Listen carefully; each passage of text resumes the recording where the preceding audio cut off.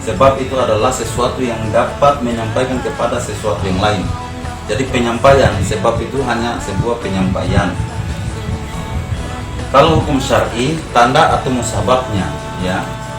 Jadi itu sebabnya. Ada sebab. Yang kedua, syarat. Ialah sesuatu yang berada di luar hukum syarat. Misalnya wudhu adalah salah satu syarat sahnya sholat. Sedangkan mani atau larangan itu adalah sesuatu yang ditetapkan oleh syar'i. Keberadaannya menjadi ketiadaan hukum atau ketiadaan sebab. Ya, misalnya hubungan suami istri dan hubungan kekerabatan menyebabkan timbulnya hubungan kewarisan atau harta warisan. Contoh yang paling simpel dari mani atau larangan ini adalah apabila ayahnya wafat, istri dan anak mendapatkan bagian warisan dari harta ayah dan suami yang wafat sesuai dengan bagian masing-masing. Jadi hubungan ketiga antara ini, ya, saya beri satu contoh ya. Misalnya sebab. Apa sebabnya? Contoh misalnya seseorang telah meninggal. Ini sebab, ya. Seseorang telah meninggal. Kemudian syaratnya. Syaratnya apa? Syaratnya dalam pembagian harta warisan antara istri dan anak-anaknya itu dapat semua harta warisan yang ditinggalkan oleh ayah yang atau keluarganya yang meninggal tadi atau suaminya yang meninggal tadi. Ya, itu syaratnya. Kemudian larangannya apa? Larangannya itu tidak bisa dibagi harta warisan itu selain daripada keluarga itu sendiri. Itu hukum wadi. Jadi ada sebab, ada syarat dan ada larangan. Pertanyaan selanjutnya, Ummul Rahmah. Assalamualaikum warahmatullahi wabarakatuh. Mohon maaf sebelumnya Pak. Saya Ummul Rahmah K. ingin bertanya, apa ada keterkaitan antara hukum taklif dan hukum wadi? Jika ada, jelaskan sekian. Ada hubungan antara kedua hukum taklif dan hukum wadi ini. Hukum taklif itu adalah berupa ketentuan atau pilihan, sedangkan hukum wadi itu adalah titah Allah, ya, yang ditetapkan pembuat hukum. Jadi masing-masing mempunyai kerja yang berbeda. Misalnya hukum taklif itu pada tataran saja hal-hal yang berupa tuntutan, sedangkan hukum wadi berkaitan dengan sebab, syarat, larangan, sah, batal atau rusak, seperti yang saya jelaskan pada video saya ya. Pertanyaan selanjutnya, Assalamualaikum Pak, saya Rustia, kelas D, ingin bertanya, seperti apa contoh hukum wadi dalam kategori sebab? Misalnya ada hukuman 100 kali dera, ya, itu hukuman 100 kali dera. Sebabnya mengapa? Karena melakukan perbuatan zina, ya. Jadi sebab itu adalah musabab dari sebuah kejadian, ya. Selanjutnya, Assalamualaikum Pak, saya Fitriana. Pertanyaan saya, mengapa makruh jika dilakukan tidak berdosa tetapi akan mendapat pahala jika ditinggalkan? Makruh itu yang seperti apa, ya? Makruh itu seperti pada video saya sebelumnya, misalnya melakukan kita makan berdiri, itu makruh, ya. Memang tidak berdosa ketika kita makan berdiri itu, tetapi ketika misalnya kita meninggalkan, kita akan mendapat pahala. Pertanyaan selanjutnya, Assalamualaikum warahmatullahi wabarakatuh. Pak, saya Odi Asriani, ingin bertanya, mengapa hukum wadi berkaitan dengan hukum taklif?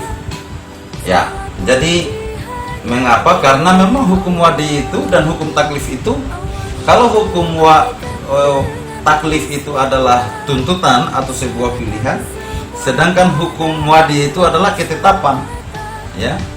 Misalnya kita memilih, kita ditetapkan. Jadi ketika kita memilih melaksanakan sholat 5 waktu, ketetapannya bahwa kita mendapat pahala, ya. Dan itu sudah kewajiban kita untuk melaksanakan. Ketika kita tidak memilih, tidak melaksanakan sholat, kita tinggalkan, maka kita akan berbuat dosa. Dan itu sudah ketetapan yang sudah diberikan bahwa hukum taklif ketika kita melakukan, ya, itu hanya sebatas ketentuan. Tetapi setelah kita melakukan hukum taklif itu akan muncul hukum wadi. Ya, ketetapannya seperti ini. Pertanyaan selanjutnya, Assalamualaikum warahmatullahi wabarakatuh. Saya Nesti Ella Ermawati dari kelas D, semester 2 ingin bertanya kepada Bapak. Baik. Pertanyaannya adalah, adapun pertanyaan saya, apakah kita diperbolehkan dalam agama Islam mengikuti pendapat orang lain taklid tanpa mengetahui sumbernya, alasannya terlebih dahulu? Ya, jadi memang begini. Taklid itu mengikuti pendapat orang lain yang kita tidak tahu sumbernya. Ya, jadi taklid itu pahami kondisinya ya. Kalau misalnya ada ilmu pengetahuan yang di luar dari hubungan agama, yang hubungan dari keislaman, maka boleh-boleh saja kita mengikuti taklid itu ya, yang tidak berhubungan dengan keislaman. Tetapi ketika sudah berhubungan dengan keislaman kita, taklid kita itu atau taklid itu atau pendapat orang lain itu tidak perlu kita ikuti.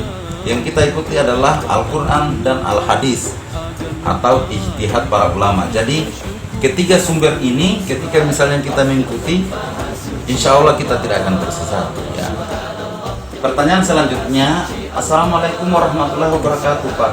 Saya Nurmawati dari kelas D semester 2 ingin bertanya, apakah peranan ijtihad dalam pengembangan hukum Islam itu sangat penting di masa sekarang? Jelaskan. Karena pada dasarnya kita harus memahami hukum dalam Islam. Pertama, kita harus memahami halal dan haramnya apa yang telah kita lakukan, sehingga kita bisa mendapatkan pemahaman mana yang halal dan mana yang haram. Kedua, mana yang kita lakukan yang diperbolehkan dan yang tidak diperbolehkan, sehingga ketika kita melakukan hal itu ini dapat dilakukan ya. Ketiga, kita harus mengetahui mana yang benar dan mana yang salah ya, sehingga ketika kita mengetahui mana yang benar dan mana yang salah, kita sudah bisa membedakan antara yang baik dan yang buruk.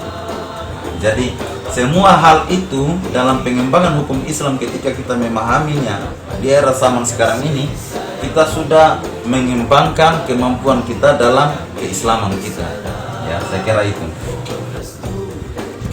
Pertanyaan selanjutnya, Assalamualaikum warahmatullahi wabarakatuh. Maaf Pak, saya atas nama Makfirah Jamin ingin bertanya. Langsung saja pertanyaan yang saya ambil dari sebuah contoh sebab yang disebutkan, yaitu dalam kemampuan mukallaf, yaitu mengkisos, bukan mengkisos ya, tapi mengkisos atau menjama sholat jika melakukan perjalanan jauh. Nah, di zaman sekarang ini masih banyak yang belum mengetahui waktu beserta niat sholat kisos dan jamaah. Pertanyaan saya, kapan saja waktu mengkisos dan menjama sholat dan bagaimana niat sholatnya? Sekian pertanyaan dari saya. Wassalamualaikum warahmatullahi wabarakatuh. Sebelum saya masuk dari pertanyaan Makfirah Jamin tentang kapan waktu mengkisos, saya harus memberikan dulu pertanyaan bagaimana niat sholat ya dalam kisos atau sholat sunnah atau sholat wajib. Jadi harus dipahami bahwa niat itu adalah dari dalam diri kita ya. Kita tidak perlu juga mengucapkan, tapi kita berniat saja. Niat itu kan sebelum kita mengucapkan sudah ada niat duluan.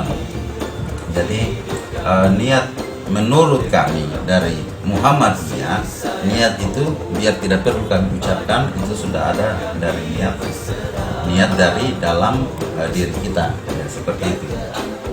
Itu penjelasan niat. Kemudian masuk kapan saja waktu mengkisos. Waktu mengkisos itu ada 4 ya. Sholat maghrib ke isya, atau sholat zuhur ke asar ya. Demikian dari pertanyaan-pertanyaan yang sudah tertera dari channel YouTube saya, yaitu Belajar Gratis, tentang mata kuliah Islam Kemuhammadiyahan yang diterbitkan pada tanggal 2 April 2020. Untuk selanjutnya, saya hanya ingatkan kepada mahasiswa mata kuliah Islam Kemuhammadiyahan, silakan membuat video yang saya sudah berikan tugas, bahwa video untuk praktek berwudu beserta doanya ya. Jadi niat tidak perlu ucapkan, hanya doa saja ya. Itu berdasarkan Tarjih Muhammadiyah. Saya kira itu ya. Demikian video kali ini kita akhiri. Fastabiqul khairat. Assalamualaikum warahmatullahi wabarakatuh.